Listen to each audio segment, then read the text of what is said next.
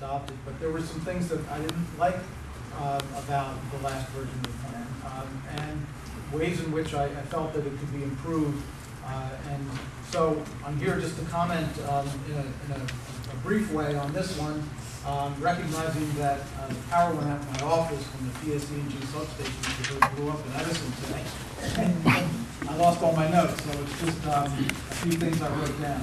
Anyway, the legislative mandate, and someone talked about the act before, is pretty specific. There are 8 of them in the law. And the first one really kind of sums it up, where it says that the legislature finds and declares that the state requires sound and integrated statewide planning and coordination with local and regional planning to conserve natural resources, number 1, to revitalize urban centers, 2, number 3, to protect the quality of its environment, and 4, provide needed housing and adequate public services like infrastructure at a reasonable cost, by the way, while promoting beneficial economic growth, development, and renewal. And that's a very broad mandate, but yet the State Planning Commission, and I guess in this new version of the plan, has to come up with a way to meet all of those goals. And that's what I think they're trying to express in this plan. I like things in this new plan for a few reasons. One, it's brief. It's less than 50 pages, and there's very few government documents that come out that brief when you're talking about a plan for the entire state. The prior plan was 360 pages, and in many ways didn't accomplish much because it wasn't well implemented. So the commission has to work with, once it adopts a new plan, local government and county government to see if they can kind of get on the same page with each other. The other thing I like about this plan is it talks about making state agencies accountable for each other to kind of make sure that they're on the same page with whatever this new state plan becomes. And that's real important for the business community and selfishly developers in particular, because we often come up against permits that we need to secure from different state agencies that one agency says yes, another agency says no on the same site, and they can't make up their mind whether or not the development makes sense, or whether or not the resource needs to be protected different ways. The 4 primary goals in the plan, the draft plan, I like. I think it's pretty self-explanatory and creates a good foundation for a plan that can use criteria to identify new growth areas. Many of the growth areas are identified, and I think they make sense, but I think one of the things the commission should focus on is coming up with criteria that tries to achieve the better use of land relative to employment and housing. Oftentimes we've got houses in the wrong place relative to how close they live to where they work. And it's not that, all of us can live close to where we work. We have cars and highways, and that's how we've developed in the state. And it's a very diverse state for that reason. And as was mentioned before, every local government has the power to zone and plan, and therefore, towns will come up with their zoning plans. I'm just hopeful that a new state plan can try to encourage new land use decisions to be made where, more often than not, housing can be close to where jobs are. Urban revitalization is something our company's done for almost 20 years, and we were one of the proponents of it going back to Newark over 20 years ago. But it's difficult and it's expensive, and you can't expect that New Jersey will grow just in the urban areas and in our towns. We need opportunities in the more suburban and rural parts of the state as well, otherwise we will be very destructive to our economic systems. And I've got some other suggestions, but I'll put them in writing, and I'd be happy to forward them to the commission. Thank you, David. Amy, and then Anthony Cooper. Hello, my name is Amy. I'm the State Director of the New Jersey Environmental Federation. I'm also a longtime resident of Monmouth County and Red Bank, specifically raised my family. I wanted to say that while the plan has some laudable goals in it in terms of directing economic investment in the right places,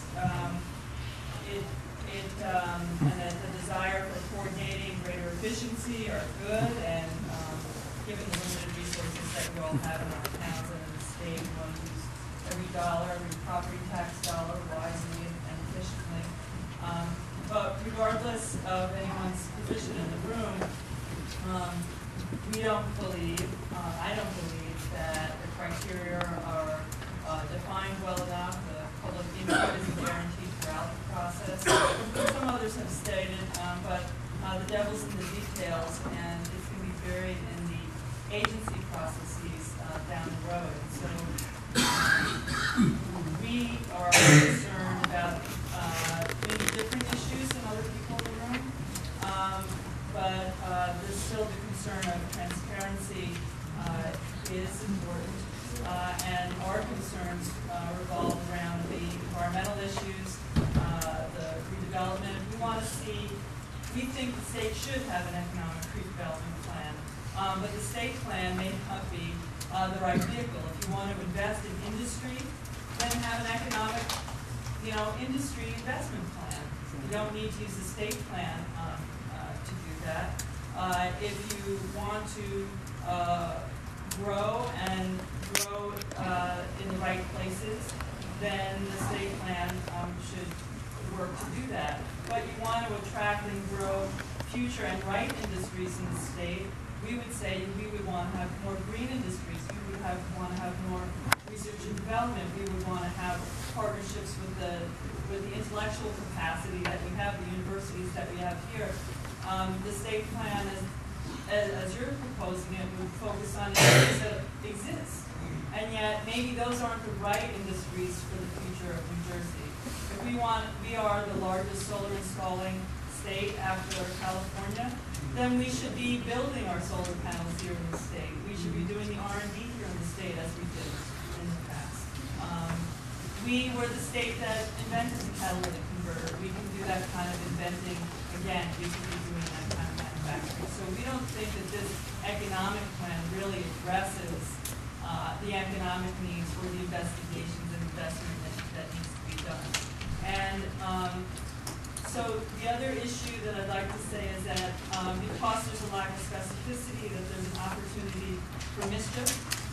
We don't want that kind of mischief, and in our view, the mischief is that the environment and our communities and the vibrancy of our communities would not be protected in the ways that we would want to see. We are very concerned, I am very concerned, knowing as much as I do know about drinking water and about questions about wastewater.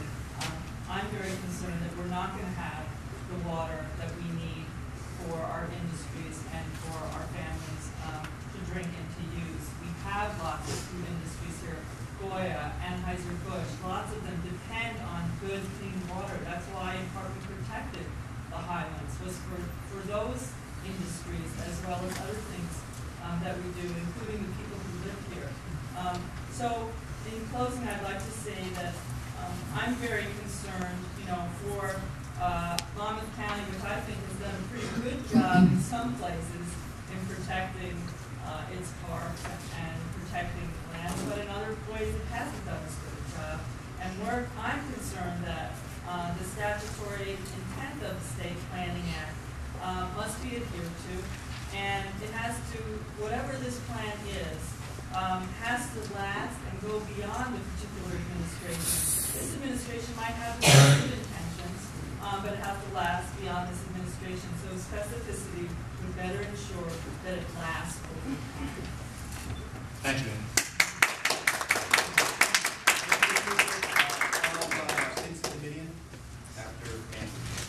I'm Anthony Cooper. I live in Homedale.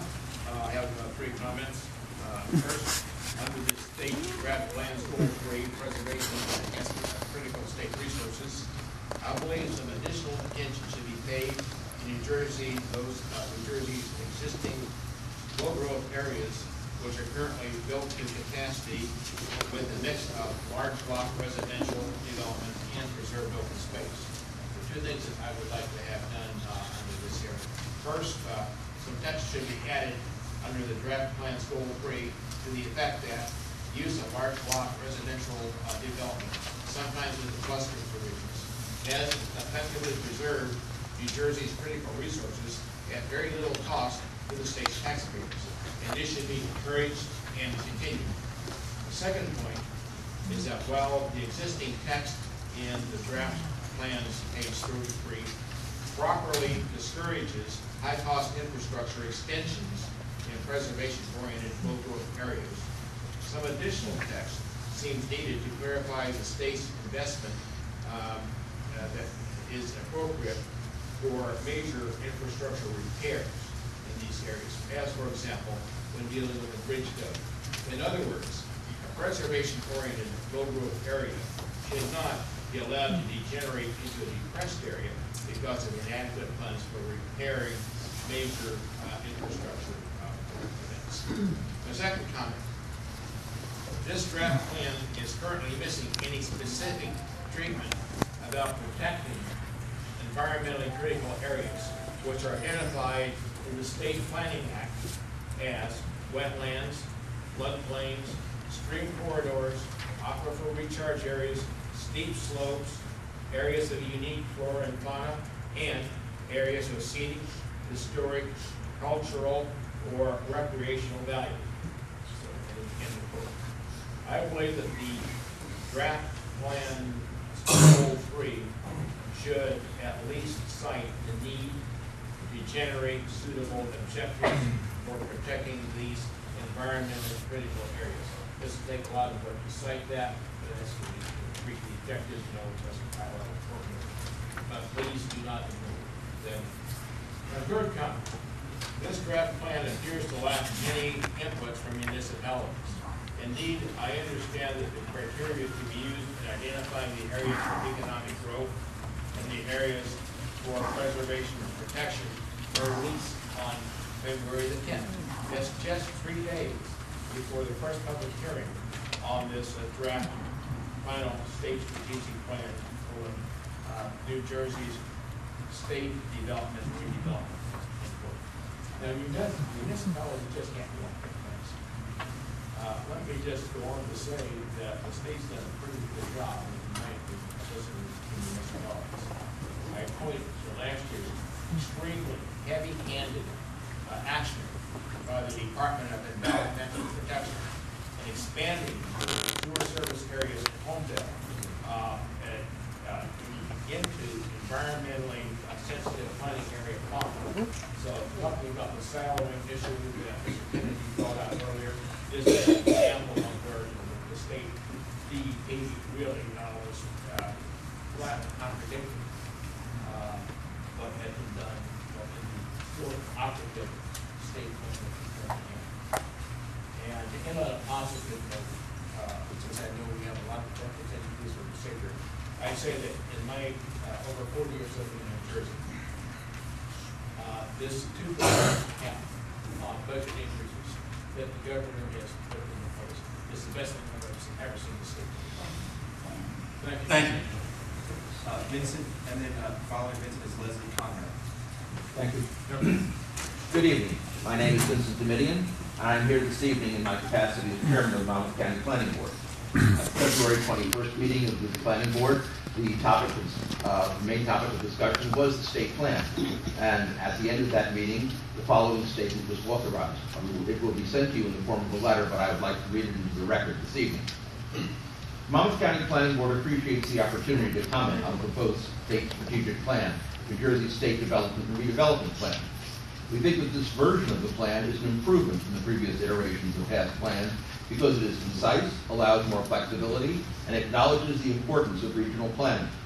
The board offers the following comments that we believe will strengthen the plan even further. New wording is needed to emphasize the County Planning Board's role in the process. It is important that wording get inserted in the state strategic plan that indicates that those county planning boards that desire to are encouraged and authorized to take a major role in the state strategic planning process. The Monmouth County Planning Board wants to be an active participant in the planning process to ensure that Monmouth's regional strategic plan that will be developed as part of this undertaking becomes a component of the overall state strategic plan. The Planning Board is willing to do the necessary mapping, build on existing regional and county plans and initiatives, and to do the necessary outreach work to other county departments, municipalities, and other stakeholders. Counties should have the opportunity to participate in the development of the scorecard. The scorecard is the key instrument that will be used to allocate state funding. Since the counties in our state are so diverse, it is necessary that all counties have a chance to be part of the discussions to arrive at the scorecard and have the ability to comment on the scorecard before it is finalized. This will ensure that an equitable scorecard is created that provides each county with opportunities to receive funding for appropriate and needed projects. We are concerned that if the scorecard is not set up fairly, funding might be directed to cities and the denser northern counties, leaving the other areas of the state with serious infrastructure and other problems. Goals, objectives, and strategies should be developed for those portions of the state that are neither priority growth areas or preservation areas. Right now, the state strategic plan has goals, objectives, and strategies to develop priority growth areas and to preserve and enhance critical state resources. The plan is currently silent on how to address the remaining areas of the state. However, the State Planning Commission's draft state strategic plan advance notice of rules priority investment area criteria defines these areas as either alternate growth investment areas or limited growth investment areas and offers a very limited discussion about these areas. Additional goals and policies should be added to the state strategic plan to provide guidance for these areas. It is unclear about if and how these areas will qualify for funding. Counties work on regional strategic plans as part of the state planning process should be folded into the regional plan for sustainable development. A regional plan for sustainable development plan is underway for the 13 counties, including Monmouth, that are members of the North Jersey Transportation Authority region. We are asking that the State Planning Commission and Office of Planning Advocacy advocate for the work that these counties are doing, that are undertaking as part of the state strategic plan process, and the regional plan for sustainable development initiative be designed in a way that the products are compatible with and easily and seamlessly incorporated into one another. This recommendation supports the state's strategic plan's message that, quote, vertical coordination is imperative for success, unquote.